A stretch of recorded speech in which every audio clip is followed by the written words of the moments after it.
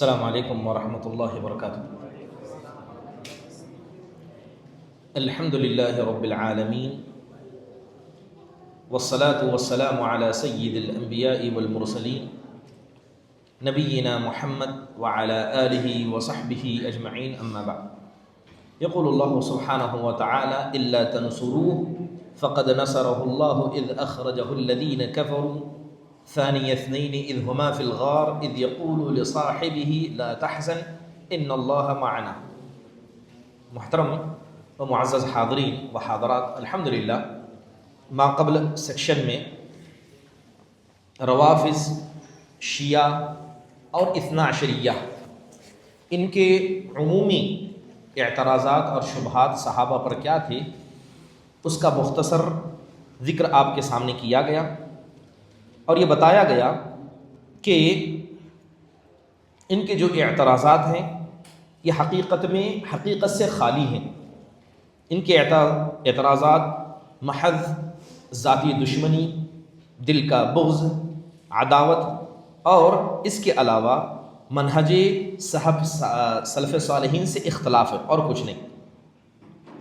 صحابہ پر انہوں نے جو اعتراضات کیے، ان میں ایک اعتراض جیسے میں نے ابھی ذکر کیا، ایک اعتراض لکھیے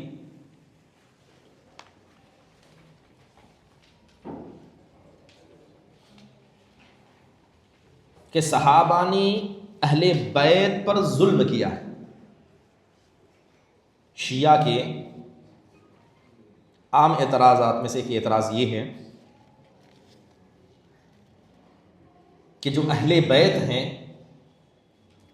ان کے حقوں کو مارا، ان پر ظلم کیا صحابہ نے۔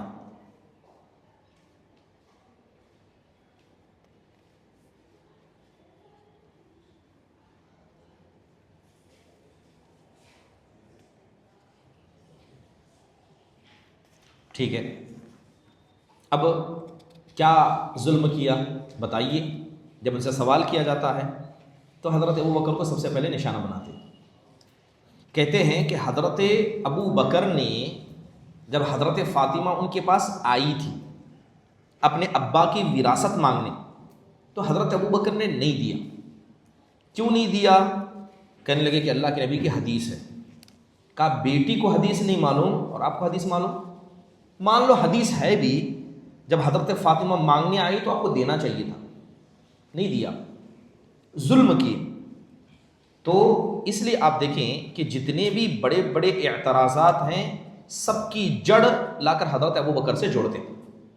اس لیے میں نے آپ کو کیا کہا کہ عمومی طور پر صحابہ کے اعتراضات ہیں، اس میں سے اب حضرت ابو بکر پر جو اعتراضات کیے گئے ان کا جواب دیں گے، ٹھیک ہے؟ تو حضرت ابو بکر پر جو اعتراضات ہوئے ان کے اندر ایک اعتراض کیا ہے کہ انہوں نے حضرت فاطمہ رضی اللہ عنہا کو ان کا حق نہیں دیا۔ لکھا آپ لوگوں نے اعتراض؟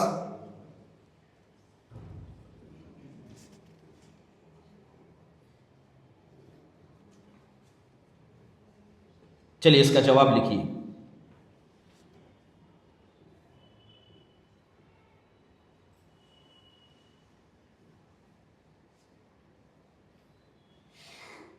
پہلی بات یہ ہے کہ نبی صلی اللہ علیہ وسلم کی کوئی میراث تھی ہی نہیں۔ نبی صلی اللہ علیہ وسلم کی کوئی میراث تھی ہی نہیں۔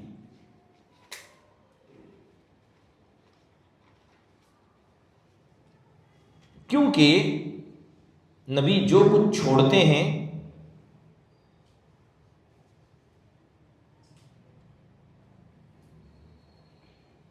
وہ عام مسلمانوں کا ہے۔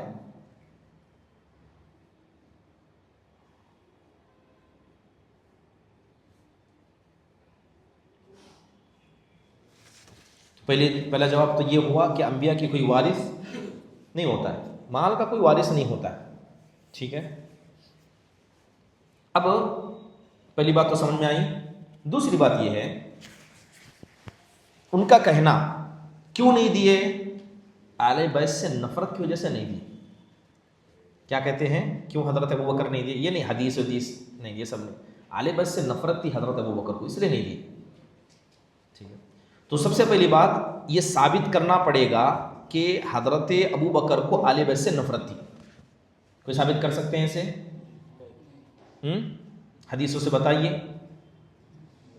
اب پہلی بات، اصل بات کیا ہے کہ حضرت ابوبکر نے کیوں نہیں دیا تھا؟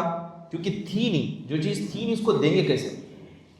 اللہ کے نبی علیہ الصلوۃ والسلام نے انتقال کے بعد جو چھوڑا تھا، آپ نے صاف فرمایا لا نورث ما ترکنا صدقہ، کہ ہم انبیاء کسی کو اپنا وارث نہیں بناتے، ہم جو چھوڑتے ہیں وہ صدقہ. اور صحابہ کے زمانے میں صدقے کا مطلب کیا ہوتا تھا پتہ ہے؟ یوں آیا یوں گیا، رکھنے کا سسٹم نہیں تھا. یہ سسٹم نہ حضرت ابوبکر کے زمانے میں تھا، نہ حضرت عمر کے زمانے میں تھا، نہ حضرت عثمان و عفان رضی اللہ عنہم اجمعین کے زمانے میں تھا. صدقہ مطلب آنا اور جانا، یعنی جو آیا ہے اسے اسپینڈ کرنا، خرچ کرنا.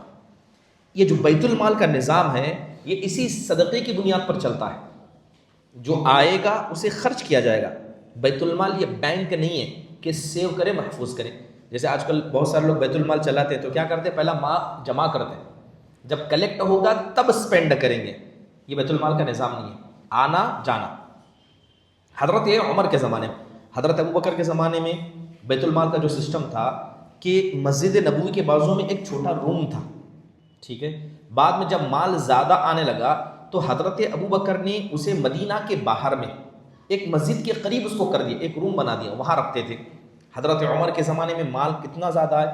اتنا زیادہ آیا قیصر و کسریٰ کے تخت گر گئے تھے، بہت زیادہ مال آیا.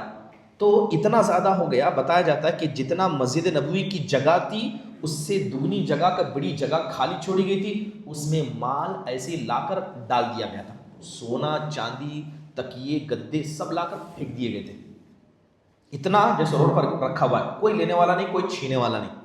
حضرت عمر مسجد کو آ رہے تھے تو بتایا گیا وہ جو قیصر اپنے سر پر تخت پہنتا تھا وہ آ کر نیچے گرا، تو حضرت عمر نے لکڑی سے اٹھایا اسے اور کہنے لگے خدا کی قسم اسے پہن کر وہ اللہ کی زمین میں بغاوت کرتے تھے، اٹھا کر پھینکے.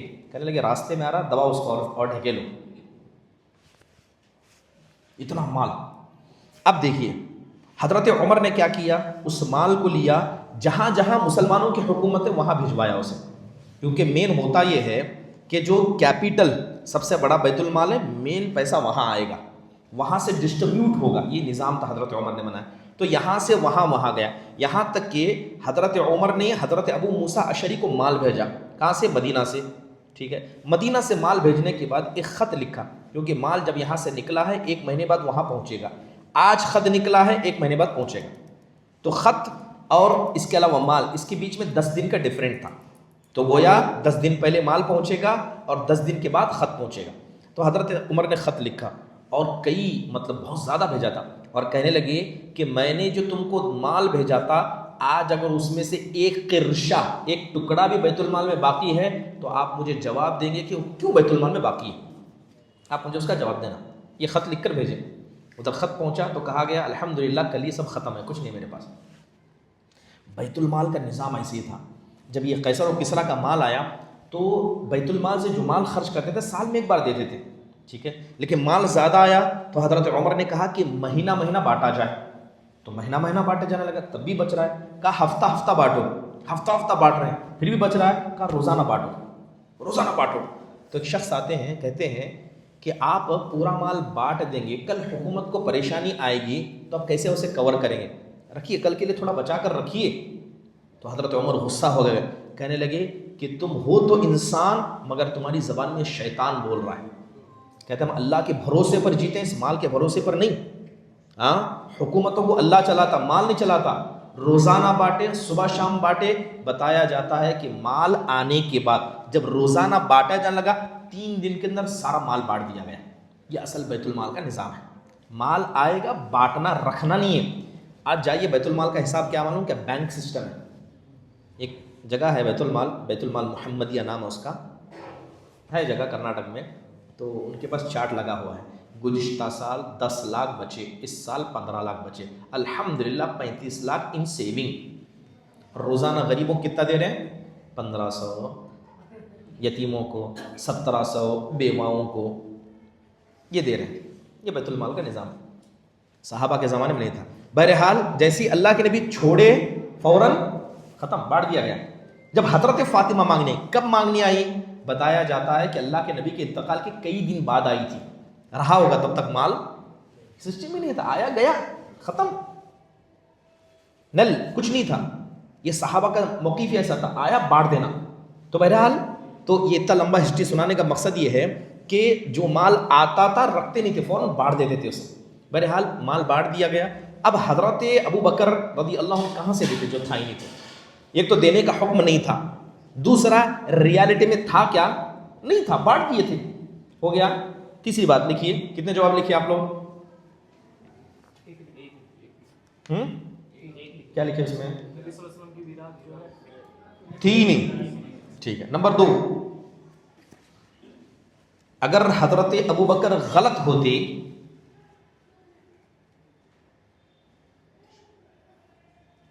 حضرت فاطمہ صحیح ہوتی, اگر حضرت ابو بکر غلط ہوتے, حضرت فاطمہ صحیح ہوتی, تو پھر ازواج مطہرات خاموش کیوں تھی؟ تو پھر ازواج مطہرات خاموش کیوں تھی؟ آپ کو کیا لگتا ہے کہ حضرت ابو بکر غلط کر رہے ہیں نبی صلی اللہ علیہ وسلم کی بیٹی کے ساتھ, تو سب سے پہلے ان کا سپورٹ کون کرتے؟ ان کی ماں ہی کرتی. آپ کو پتا ہے حضرت عائشہ رضی اللہ عنہ سب سے زیادہ حضرت فاطمہ سے محبت کرتی تھی. حضرت عائشہ کہتی ہیں کہ چلنے کا طریقہ, بولنے کا طریقہ, حضرت فاطمہ بالکل اپنے ابا کے جیسی, چلنا, بات کرنا.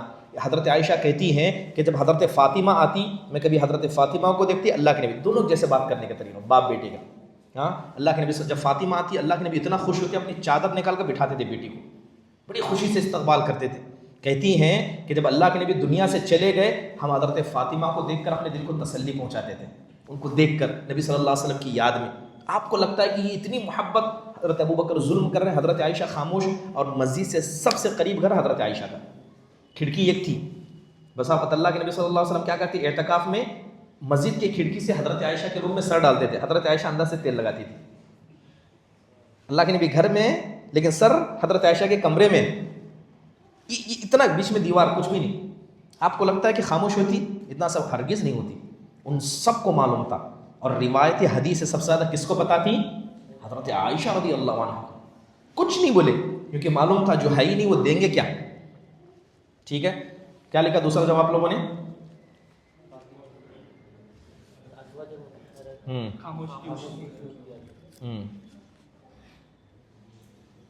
ٹھیک ہے. تیسرا جواب لکھیے,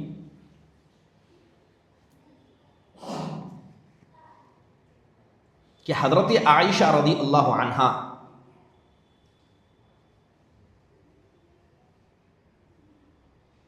کو پتا چلا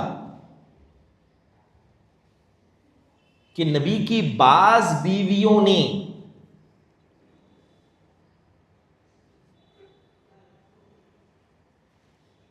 حضرت ابو بکر سے نبی صلی اللہ علیہ وسلم کا مال مانگا.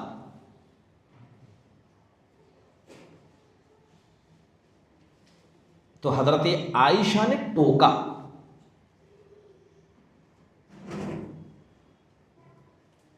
کہ انبیاء کا کوئی مال نہیں ہوتا ہے.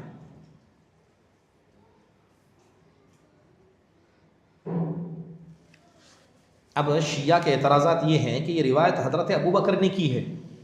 اب روایت کس سے ملی؟ حضرت عائشہ رضی اللہ عنہ سے بھی مل گئی کہ انبیاء کا کوئی مال ہوتا نہیں ہے. ٹھیک ہے, اور یہی روایت حضرت عمر نے بیان کی ہے, حضرت علی نے بیان کی ہے, حضرت عثمان نے بیان کی. سیم روایت کہ ہم انبیاء کی جماعت جو چھوڑیں وہ صدقہ ہے, ہمارا کوئی وارث نہیں ہوتا. کس نے بیان کی ہے؟ حضرت ابو بکر نے, حضرت عمر نے, حضرت علی نے, حضرت عثمان نے. چاروں خلیفہ سے حدیث ثابت ہے, اور حضرت عائشہ سے بھی ثابت ہے.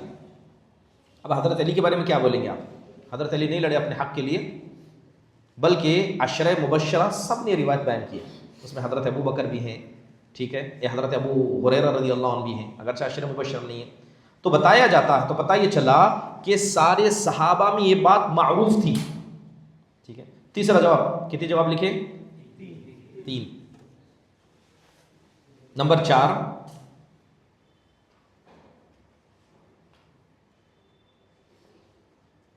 کہ حضرت فاطمہ رضی اللہ عنہا کو روایت پتہ نہیں تھی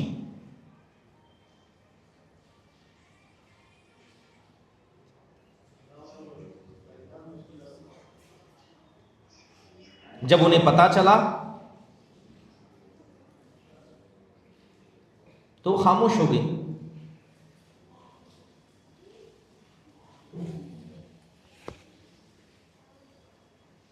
ٹھیک ہے.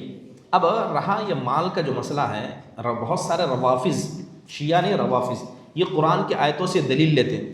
آپ حدیث سے منع کر رہے ہیں انبیاء کا مال نہیں ہے، انبیاء وراثت نہیں چھوڑتے، مگر قرآن میں ثابت ہے کہ انبیاء کے وارث ہوتے ہیں. جیسے وَوَرِثَ سُلَيْمَانُ دَاؤُودَ، کہ سلیمان اپنے باپ داؤد کے وارث بنی. قرآن کی آیت ہے.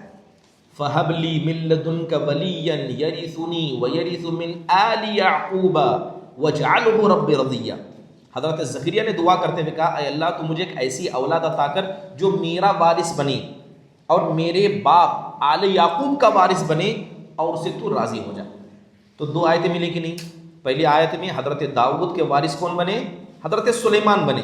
دونوں نبی ہیں، باپ داؤد نبی تھے کہ نہیں؟ اس کے علاوہ حضرت زکریا اللہ سے دعا کر رہے ہیں اے اللہ تو مجھے ایسی اولاد عطا کر جو میری بھی وارث بنے اور آل یعقوب کی بھی وارث بنے. تو آپ کیسے کہتے ہیں کہ انبیاء کے وارث نے؟ تم حدیث دی، ہم قرآن سے دلیل دی. جی اب کیا جواب ہوگا اس کا؟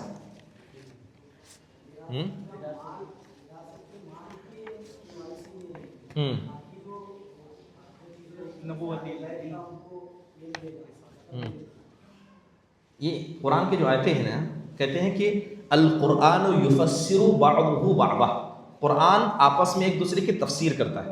قرآن کے بعض آیتیں ایک دوسرے کی تفسیر کرتا ہے. یہاں آپ نے ذکر کیا، آگے آیتوں میں بھی دیکھیے کہ اس وراثت کا مراد کیا تھا. اللہ تعالیٰ نے حضرت داؤد و سلیمان سے کہا وَوَرِثَ سُلَيْمَانُ دَاؤُودَ وَقَالَ يَا أَيُّهَا النَّاسُ عُلِّمْنَا مَنطِقَ الطَّيْرِ وَأُوتِينَا مِن كُلِّ شَيْءٍ إِنَّ هَذَا لَهُوَ الْفَضْلُ الْمُبِينُ. حضرت سلیمان خود کہتے ہیں اے لوگوں مجھے پرندوں کی زبان سکھائی گئی اور مجھے ہر چیز کا علم دیا گیا. یہ اصل میں وراثت تھی، نبوت وراثت تھی، علم وراثت تھا، مال کوئی وراثت نہیں تھا. اور مال وراثت بول رہے ہیں. بادشاہ بڑے حضرت سلیمان تھے کہ داؤد تھے؟ ہاں، بیٹا اتنا بڑا، یعنی اتنی بڑی چیزوں کی بادشاہ تھی کہ حضرت داؤد کے پاس بھی نہیں تھی بادشاہ. حضرت داؤد علیہ السلام کو بادشاہ کیسے ملی؟ جنگ میں لڑنے گئے تھے، اللہ نے بادشاہ بنا دیا. مگر حضرت سلیمان کو تو جنات، انسان، پرندے، چرندے، چونٹیاں، سب کی زبان سکھا دی گئی. اتنے جنات کو مقرر کیا تھا. عفریت جو سب سے خطرناک جنات ہوتے ہیں حکم دیتے تھے، سمندر سے موتی نکالتے تھے، بڑی بڑی مورتیاں بناتے تھے. ہاں، قدور الراسیات، قرآن میں اللہ تعالیٰ نے کہا ہے کہ بڑی بڑی ہانڈیاں جس میں پوری قوم کے لیے کھانا پکایا جائے، ایسی ہانڈیاں بناتے تھے. سارے جنات کرتے تھے. خزانے کی ضرورت ہوگی ان کو، بلکہ ملکہ سبا نے ایک اینٹ بھیجی تھی. جیسے اسرائیلی روایتوں میں امام ابن کثیر نے بھی ذکر کیا، ایک سونے کی اینٹ بھیجی اس نے. کہا دیکھو شاید ہم سے لڑنا چاہ رہے ہیں، سونے کی اینٹ دیکھ کے شاید اور مانگے، یعنی مال کے لالچ. تو حضرت سلیمان کے پاس اس اینٹ آئی تو انہوں نے کیا کیا، پہلے پتہ چلا کہ وہ لوگ کچھ لے کر آ رہے ہیں اور سونا لے کر آ رہے ہیں. تو حضرت سلیمان علیہ السلام کا گھر سے جہاں انٹری تھی نا، تو سائڈ میں گھوڑوں کا استبل تھا. حضرت سلیمان نے ویسی اینٹ پورے گھوڑوں کے پیروں کے نیچے بچھا دی تھی. تم ایک لے کر آئے، ہمارے پاس مال کی عزت یہ ہے. ہاں، پھر کہا اتمدوننی بمال، کیا مال دینا چاہتے ہو؟ یہ تمہاری اینٹ، یہ ہمارے گھوڑے اس پر حاگتے متتے ہیں، ہاں تم ہم کو دیتے ہو؟ کہا نہیں. اس کے بعد جواب دیا، کہا جاؤ اب ایک ایسا لشکر لے کر آئیں گے کہ تمہارا پوری قوم مل کر اس کا مقابلہ نہیں کر سکتی. تب وہ ڈر گئی، کہا نہیں یہ مسئلہ کچھ اور ہے. تب وہ آئی. تو بہرحال تو مال کی بات کی جائے تو حضرت سلیمان علیہ السلام جتنے مالدار تھے حضرت داؤد بھی اتنے نہیں تھے. تو خاندانی مال نہیں تھا، یہ کمایا ہوا تھا، خاندان نہیں تھا. ٹھیک ہے. دوسری بات، آیت میں بتا دیا گیا کہ علم سے مراد یہاں جو نبوت یعنی جو وراثت کی گئی، اس سے مراد نبوت ہے، اس کے بعد علم ہے. اور حضرت زکریا علیہ السلام کا جہاں تک قصہ ہے اس میں تو صاف آیت میں کہا گیا آل یعقوب. اصل میں آپ نے دیکھا ہوگا کہ اللہ تعالیٰ نے حضرت ابراہیم کو ایک کیا ہے تحفہ دیا.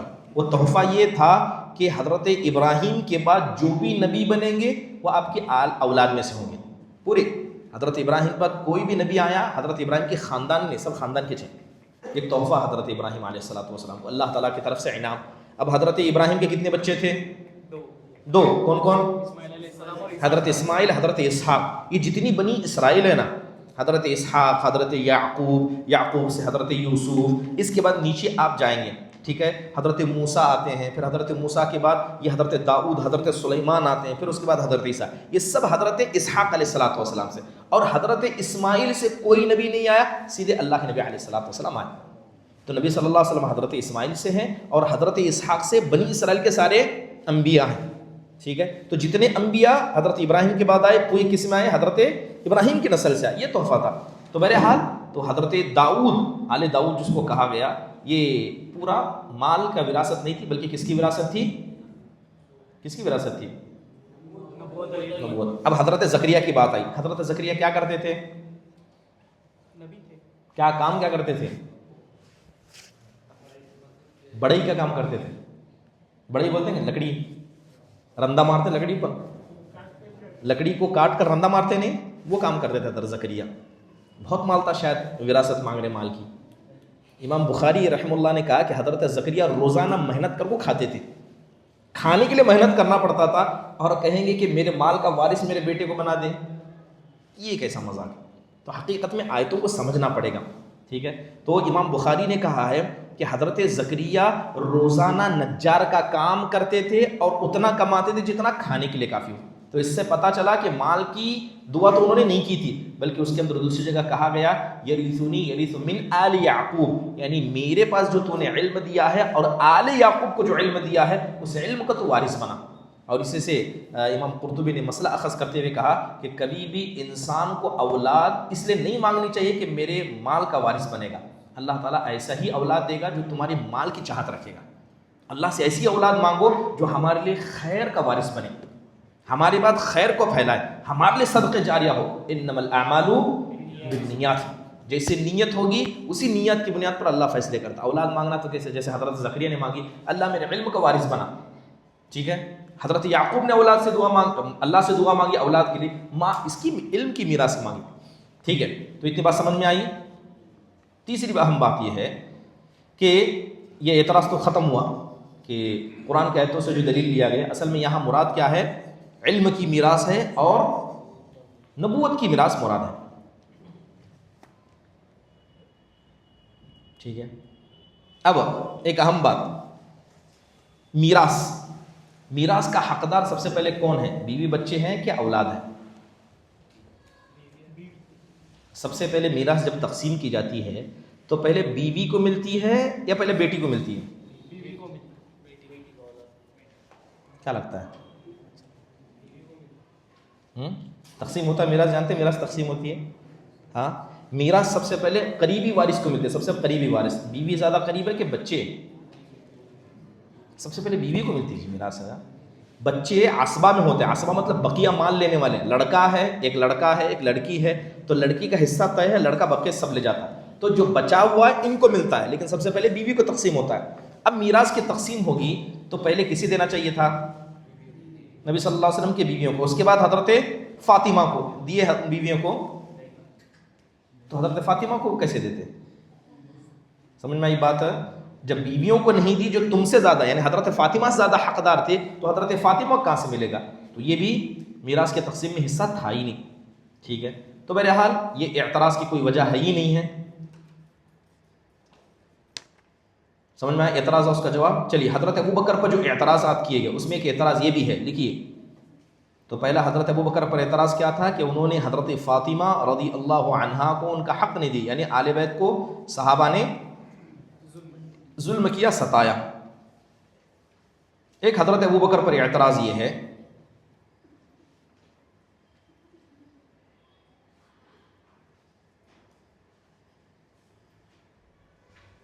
دیکھیے سبحان اللہ کیسا اعتراض ہے۔ کہتے ہیں کہ قرآن کی آیت میں پڑھتا ہوں، سن لیجئے، الا تنصروا فقد نصرہ اللہ، اگر تم نبی کی مدد نہیں کرو گے تو اللہ تعالیٰ نبی کی مدد کرے گا۔ ویسے جیسے یہ جب غار میں دو تھے، ٹھیک ہے، تو ایک اپنے ساتھی سے کہہ رہا تھا کہ اب گھبرائیں نہیں، بے شک اللہ آپ کے ساتھ ہے، بے شک اللہ ہمارے ساتھ ہے۔ تو دو کون تھے یہ؟ اللہ کے نبی علیہ الصلوۃ والسلام اور حضرت ابوبکر صدیق رضی اللہ عنہ، دو تھے۔ اب شیعہ اس پر اعتراض کرتے ہیں، شیعہ کہتے ہیں کہ اللہ کے نبی صلی اللہ علیہ وسلم حضرت ابوبکر کو جان بوجھ کر ساتھ میں لیے، مکہ میں چھوڑے نہیں، ٹھیک ہے، مکہ میں حضرت ابوبکر کو چھوڑے نہیں، جان بوجھ کر ساتھ لیے۔ یہ اس بات کی علامت ہے، ٹھیک ہے، کہ حضرت ابوبکر پختہ ایمان والے نہیں تھے، اللہ کے نبی ساتھ میں رکھنا چاہتے تھے ان کو. دوسری بات یہ ہے اللہ کے نبی نے ایسا کیوں کہا کہ آپ ڈریے نہیں، ہمارے ساتھ اللہ ہے. یعنی حضرت ابو بکر کو اللہ پر ایمان نہیں تھا. اللہ کے نبی نے ایمان دلایا، یاد دلایا. آپ ڈر کیوں رہے ہیں؟ ہمارے ساتھ اللہ ہے. کس نے کہا یہ؟ اللہ کے نبی نے کہا. اور کس کی ڈر کی وجہ سے کہا؟ کس کے ڈر کی وجہ سے کہا؟ حضرت ابو بکر کے ڈر کی وجہ سے. پہلی بات کہ اللہ کے نبی چھوڑے کیوں نہیں؟ کیونکہ ان کا ایمان مضبوط نہیں تھا. دوسرا اللہ پر اتنا یقین کمزور تھا کہ غار میں ہیں، اللہ کے نبی کے ساتھ ہیں، اللہ کے حکم سے آ رہے ہیں، پھر بھی ڈر رہے ہیں. اللہ کے نبی نے تسلی دی کہ ڈریے مت، اللہ ہمارے ساتھ. تو اس سے کیا ثابت ہوا کہ تقدیر پر، اللہ کی رضامندی پر، اللہ پر یقین حضرت ابو بکر کو نہیں تھا. یہ ان کی فضیلت میں نہیں آتا. کیا جواب دیں گے اس کا؟ جی لکھیے، جوابات لکھیے. اللہ کے نبی صلی اللہ علیہ وسلم حضرت ابو بکر کو کیوں ساتھ لائے؟ پہلے اس کا جواب دیں، کیوں ساتھ لے کر آیا؟ کیوں ساتھ لے کر آئے؟ کیا اس لیے جیسے شیعہ کہتے ہیں کہ اللہ کے نبی اگر حضرت ابو بکر کو چھوڑ دیتے تو حضرت ابو بکر پھر جاتے، پھر ان کا ایمان اتنا مضبوط نہیں رہتا. ساتھ میں لائے، بولتے ہیں نا نیکوں کے ساتھ رہو. ہاں ہم نیک نہیں ہیں لیکن نیکوں کے ساتھ رہیں گے تو اصحاب کہف کے کتے تو ہو جائیں گے کم از کم. جنت میں نہیں، جنت کے باہر بیٹھنے کی تو جگہ ملے گی. لوگ مثال دیتے ہیں نعوذ باللہ من ذالک. ابھی ایک صاحب کی تقریر سنی، ویسے ہی مثال دے رہے تھے کہ نیکوں کے ساتھ رہو، علماء کے ساتھ رہو. تم انسان نہیں، کم از کم اصحاب کہف کا کتا تو بن ہی جاؤ گے کہ جنت میں نہیں تو جنت کے باہر جگہ تو مل جائے گی. فلا تضربوا للہ الامثال. اللہ کی جنتوں کو تم اصحاب کہف اور ان کے کتے سے مثال نہ دو. آج لوگوں کا ایک بڑا مسئلہ یہ ہے کہ اللہ تبارک و تعالیٰ کے شاعر کو مثال دیتے ہیں، اور یہ بڑا گناہ ہے یہ. ٹھیک ہے، اب دیکھیے کیا کہا انہوں نے جنت کو اصحاب کہف کے گھر سے اور ان ایمان والوں کو جو جنت کے باہر ہوں گے اس کتے سے مثال دی. جبکہ قیامت کی جتنی چیزیں کسی کو مثال نہیں دینا. ایک مثال بتاتا ہوں میں. ابھی سوشل میڈیا پر ایک فوٹو دیکھا میں نے، مکہ کی فوٹو تھی. مکہ کا مینار ہے بڑا، ٹھیک ہے، تو دھوپ چڑھی ہے، 10-11 بجے کا ٹائم ہے. وہ دھوپ کا سایہ، مینار کا سایہ پڑا ہے، اس سایہ میں کچھ لوگ بیٹھے ہیں اور جہاں دھوپ ہے کوئی نہیں بیٹھا ہے. تو ایک آدمی نیچے کمنٹ لکھتا ہے کہ جس طرح اس مینار کے سائے میں بیٹھے ہیں اسی طرح قیامت کے دن اللہ کے عرش کے سائے میں بھی کچھ لوگ بیٹھے ہوں گے. لہذا دعا کرے کہ اللہ اپنے عرش کا سایہ عطا کرے. کیا کرے انہوں؟ یعنی جو سایہ ہے اس مینار کا، اس سائے کو مثال کس کی دیے؟ عرش کے سائے کی مثال دیے. نیچے کسی نے کمنٹ لکھا فلا تضربوا للہ الامثال. اللہ تعالیٰ کی ذات، اس کے شاعر، اس کے غیبی چیزوں کو یہ دنیا کی مثالیں مت دو. نہیں دینا، غلط ہے. تو لوگ ایسے جرات کرتے ہیں، مثال دیتے ہیں جنت و جہنم کی مثال. جنت کی مثال ایسی ہے. ایک صاحب تقریر کرتے بول رہے تھے کہ پتہ جہنم کا عذاب کیسا ہوگا. پریشر کوکر دیکھے، پریشر کوکر، ہاں برانڈڈ کمپنی کا نام لیے، اس میں ڈبل تبر لے رہتے. اللہ صاحب پریشر کرے گا اللہ تم کو. یہ پریشر کوکر دنیا کا ہے، ایسے پریشر کرے گا. کیا مذاق ہے یہ؟ ہاں آپ پریشر کوکر کے پریشر کو جہنم کی آگ سے تشبیہ دے رہے ہیں. نعوذ باللہ من ذالک. 5 منٹ میں اچھا گوشت گل جاتا، جہنم میں تو 2 منٹ میں گل جائے گا. ٹائمنگ بتا رہے ہیں. یہ ہنسی مذاق حقیقت میں اللہ کی کتاب جہنم اس کی خطرناکی کا مذاق ہے. یہ نہیں انسان کو جرات کرنی چاہیے اتنی بڑھیا. وہی بولو جو اللہ کے نبی نے بولا ہے. جو آپ نے بولا ہے ہم وہی بولیں گے. جہاں آپ نے خاموش اختیار، ہم خاموش رہیں گے. زیادہ اور خاص کر یہ وہ لوگ جو قرآن حدیث کی باتیں بولتے اپنی باتیں زیادہ بولتے ہیں، لفاظی زیادہ کرتے ہیں. اس لیے شریعت کے مسئلے میں جتنی بھی تقریریں سلف صالح کی اٹھا کے دیکھیے، یہ قرآن میں یا حدیث میں، ماننا تو مانو ورنہ تمہاری مرضی. ہر کسی کا حساب اللہ لینے والا ہے. اللہ تعالیٰ نے کسی کو ذمہ دار بنا کر نہیں بھیجا ہے. بولنا ذمہ داری ہے، ماننا نہ ماننا اس کی بات ہے. بہرحال تو اعتراضات کیا چل رہے تھے کہ اللہ کے نبی صلی اللہ علیہ وسلم حضرت ابوبکر کو کیوں لے کر آئے. پہلی وجہ وہ نے جو شیعہ کی، ہم بتا رہے ہیں پہلی وجہ. نبی صلی اللہ علیہ وسلم کے سب سے پیارے حضرت ابوبکر تھے، اس لیے آپ ساتھ لائے. نبی صلی اللہ علیہ وسلم کے سب سے پیارے حضرت ابوبکر تھے. نمبر 2،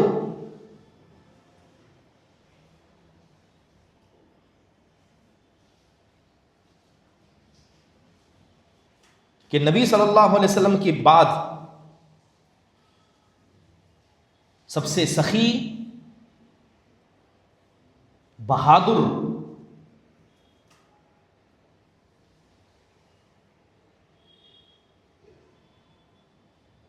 حضرت ابو بکر تھے، اور سفر میں ہمیشہ سخی اور بہادر کو ہی رکھا جاتا ہے.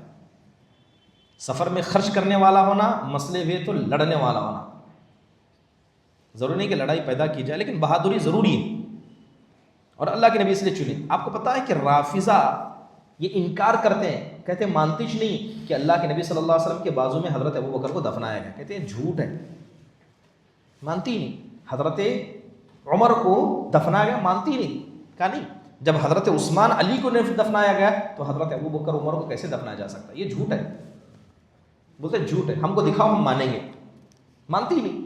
ساری امت کا اتفاق ہے، اجماع ہے، لیکن جو آدمی سورج کا ہی انکار کرے تب اسے چاند ٹیوبلائٹ کیا دکھائیں گے آپ اسے؟ کہا سورج ہے ہی نہیں، کیا بولیں گے آپ اسے؟ ہم بتائیں گے دیکھو ٹیوبلائٹ ہے، دیکھو ٹیوبلائٹ ہے، فائدہ ہی نہیں. کہیں گے موتوا بغیظکم، جاؤ اپنے غصے سے خود مرو. تو انکار کرتے ہیں. حضرت ابو بکر رضی اللہ عنہ، حضرت عمر کو اللہ کے نبی کے ساتھ دفنایا ہی نہیں گیا ہے. انکار کرتے ہیں. ٹھیک ہے، تیسری وجہ،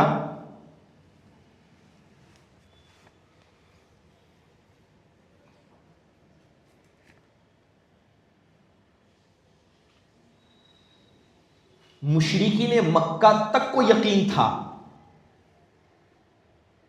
مشرکین مکہ تک کو یقین تھا کہ اللہ کے نبی کے ساتھی ابو بکر ہی ہوں گے. مشرکین مکہ تک کو یقین تھا کہ اللہ کے نبی صلی اللہ علیہ وسلم کے ساتھی ابو بکر ہی ہوں گے. اب اللہ کے نبی گھر سے بھاگے ہیں ان کے اعتبار سے، نعوذ باللہ من ذالک، مکہ کو چھوڑ کر بھاگے ہیں مشرکین مکہ. اس لیے انہوں نے کہا کہ جو آدمی دیت لگائے، دیت یعنی ان کو پکڑ کر لائے گا، تو دیت دو لوگوں کی تھی، ایک اللہ کے نبی کی، ایک حضرت ابو بکر کی.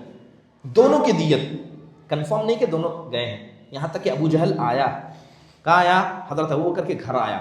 آ کر حضرت اسماء کو اس نے تھپڑ مارا، ان کے کان کی جو بالی تھی نکل کے گر گئی تھی. اتنا زور سے ابو جہل نے مارا تھا، کیونکہ اسے یقین تھا کہ اللہ کے نبی اگر گئے ہیں تو کون گئے ہوں گے؟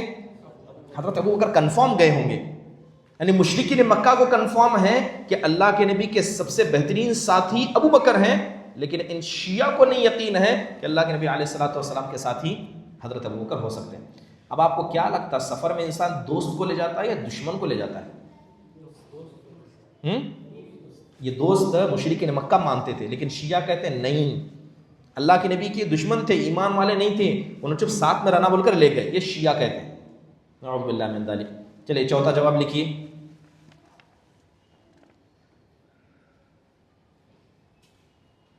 یہ آیت کا کہنا کہ اب ڈریے مت، اللہ ہمارے ساتھ ہے، تو اس سے حضرت ابو بکر کے ایمان کی کمی کی دلیل کہاں سے ملی کہ حضرت ابو بکر کا ایمان کمزور تھا؟ حضرت ابو بکر کیوں ڈرے؟ کہیں اللہ کے نبی نہ پکڑے جائیں. ڈر اللہ کی یقین کا نہیں تھا، یہ ڈر تھا کہ اللہ کے نبی علیہ الصلوۃ والسلام پکڑے گئے، میں پکڑا گیا، میرا چھوڑو، اللہ کے نبی پکڑے گئے، اسلام کو کتنا نقصان ہوگا. ڈر اس بات کا تھا. اب یہ ڈر دوست دکھاتا یا دشمن؟ دشمن ہوگا تو پکڑے جانے اچھا ہوتا. دشمن جیسے وہ کہتے ہیں نا حضرت ابو بکر دشمن تھے اللہ کے نبی، وہ تو امید کرے گا کہ پکڑے جائیں. تو حضرت ابو بکر کو جو ڈر تھا وہ اس لیے تھا کہ کہیں اسلام کو اللہ کے نبی کے ذریعے نقصان نہ پہنچایا جائے، اس لیے ڈرے تھے. ٹھیک ہے. اور مشرک اور کب ڈرے؟ سامنے دیکھ کے ڈرے کہ نہیں دیکھ کے ڈرے؟ سامنے دیکھ کے ڈرے. اب سامنے شیر آیا، اے اللہ کی ذات پر یقین، یہ کیا مذاق ہے؟ اللہ کی ذات پر یقین اپنا ہے، اور شیر کو دیکھ کو بھاگنا یہ اپنا ہے. اب مشرکین کو سامنے دیکھ رہے، ڈر رہے، آپ اس پر اللہ کی ذات کے یقین نہ ہونے کی بات کر رہے ہیں. یہ کیسے ہو سکتا ہے؟ دونوں میں کوئی تضابط ہے؟ ہاں، شیر کے منہ میں ہاتھ ڈالو، اللہ تعالیٰ رکھا تو رکھا نا، گیا گیا. کریں گے آپ کبھی ایسا؟ اللہ پر ذات کا یقین، توکل کا مطلب اسباب سے بھاگنا نہیں ہے، اسباب کو اختیار کرنا ہے. مشرکین مکہ کے قدم کو دیکھا حضرت ابو بکر نے، تب ڈر کا اظہار کیا. تب کیوں نہیں بولے جب مکہ سے نکلے؟ آپ کو پتا تھا نکلیں گے تو پیچھے آئیں گے. ہاں، حضرت موسیٰ علیہ الصلوۃ والسلام قوم کو نکلے تو اللہ نے بتا دیا کہ موسیٰ جا رہے ہو، پیچھے آئیں گے سب، پہلے بتا دیا. اور اللہ کے نبی علیہ الصلوۃ والسلام کو پتا تھا، اس لیے تو آپ غار میں جا کے چھپے، سیدھا مدینہ جاتے. کیوں غار میں چھپے؟ کیونکہ یہ ہم لوگوں کو ڈھونڈیں گے، معلوم تھا. تب ڈرے حضرت ابو بکر. کس کا ساتھ دے رہے؟ اللہ کے نبی کا ساتھ دے رہے. پکڑے جائیں گے تو کیا نتیجہ ہوگا سب کو معلوم.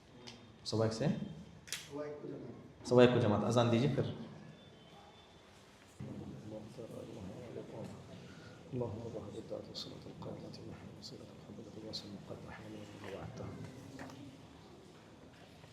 جی تو ہماری گفتگو چل رہی تھی کہ حضرت ابو بکر رضی اللہ عنہ کو جب اللہ کے نبی نے بھیجا تو پھر حضرت علی کو کیوں بھیجا؟ تو شیعہ اعتراض کرتے ہوئے کہتے ہیں کہ حضرت ابو بکر اس پیغام کو پہنچانے کے قابل نہیں تھے تو اللہ کے نبی نے حضرت علی کو بھیجا، تو حضرت علی نے اس پیغام کو پہنچایا. تو بڑے کون ہوئے؟ حضرت ابو بکر ہوئے، حضرت علی ہوئے. کون بڑے ہوئے؟ حضرت علی بڑے ہوئے. پھر خلافت حضرت ابو بکر کی کیسے؟ غلط ہے، خلافت حضرت علی کی ہونی چاہیے. پہلی بات یہ ہے کہ ان کا کہنا کہ حضرت ابو بکر کو واپس بلایا یہ جھوٹ ہے. ساری روایتوں میں ہے کہ اللہ کے نبی صلی اللہ علیہ وسلم نے 9 ہجری میں جب حج کا حکم دیا تب اس کا ذمہ دار آپ نے حضرت ابو بکر کو بنایا تھا. اور حضرت علی جو بعد میں گئے تھے کس کے پیچھے نماز پڑھ رہے تھے؟ حضرت ابو بکر کے پیچھے نماز پڑھ رہے تھے. کس کا خطبہ سن رہے تھے؟ حضرت ابو بکر کا خطبہ سن رہے تھے. بلکہ سارے مسلمانوں کے اس وقت امیر حج کون تھے؟ حضرت ابو بکر تھے. ٹھیک ہے، حضرت علی کیوں بھیجا؟ حضرت علی کو آپ نے اس لیے بھیجا کیونکہ بہت سارے ایگریمنٹ جو مشرکین نے آپس میں کیے تھے جب اللہ تعالیٰ اس کو توڑنا چاہتا ہے تو نبی صلی اللہ علیہ وسلم کیونکہ آپ نبی تھے اور آپ رسول تھے، آپ نہیں آ رہے تھے تو آپ کی طرف سے آپ کا گھر والا کوئی آنا، کیونکہ مشرکین مکہ کیا کہتے تھے کہ اگر کوئی آدمی کوئی پیمان توڑنا چاہتا، ان کی عادت یہ تھی کہ کوئی گھر والا کو بولنا، باہر والا نہیں سنتے تھے. تو حضرت ابو بکر رضی اللہ عنہ گھر والے اندر والے تھے کہ حضرت علی تھے، حضرت علی تھے. تو آپ نے ذمہ دار حضرت ابو بکر کو بنایا، لیکن عہد و پیمان توڑنے کے لیے بیک سپورٹ میں کسے بھیجا؟ حضرت علی کو بھیجا، تاکہ گھر والا بھی وہاں پر موجود ہو، مشرکین مکہ اعتراض نہ کر سکے. ٹھیک ہے. ایک جواب یہ بھی ہے علماء نے دیا، سورہ براءت ایک وقت میں پوری نہیں اتری، پہلے تھوڑی اتری، حضرت ابو بکر لے کر اس کو نکلے، پھر تھوڑی اتری، اللہ کے نبی نے حضرت علی کو سنایا، وہ اسے لے کر نکلے اور جا کر حضرت ابو بکر کو یہی بتایا اور حضرت ابو بکر نے ہی لوگوں کے سامنے اعلان کیا. تو اب بتائیے کہ اس سارے معاملے سے حضرت ابو بکر کی شان کہاں گھٹتی ہے اس میں، اور حضرت علی کی شان کہاں سے بڑھتی ہے؟ ہر صحابہ کے مقام مرتبہ اپنی جگہ ہے. تو اتنی بات سمجھ میں آئی. انشاءاللہ تعالیٰ آئندہ اس میں حضرت ابو بکر پر اعتراضات کچھ باقی ہیں، پھر حضرت عمر پر اعتراضات ہیں، پھر اس کے بعد ہم آگے بڑھیں گے خوارج کے صحابہ پر اعتراضات. اللہ تعالیٰ سے دعا ہے کہ اللہ تبارک و تعالیٰ ہمارے اٹھنے بیٹھنے کو قبول فرمائے. جو بھی باتیں یہاں پر بتائی گئی اللہ تعالیٰ خالص لوجہ اللہ کرے. اللہ تعالیٰ ہمیں علم کو سیکھنے والا، اسے سمجھنے والا اور اس پر عمل کرنے والا بنائے. آمین. اقول قولی ھذا واستغفر اللہ لی ولکم ولسائر المسلمین من کل ذنب فاستغفروہ انہ هو الغفور الرحیم. السلام علیکم ورحمۃ اللہ وبرکاتہ.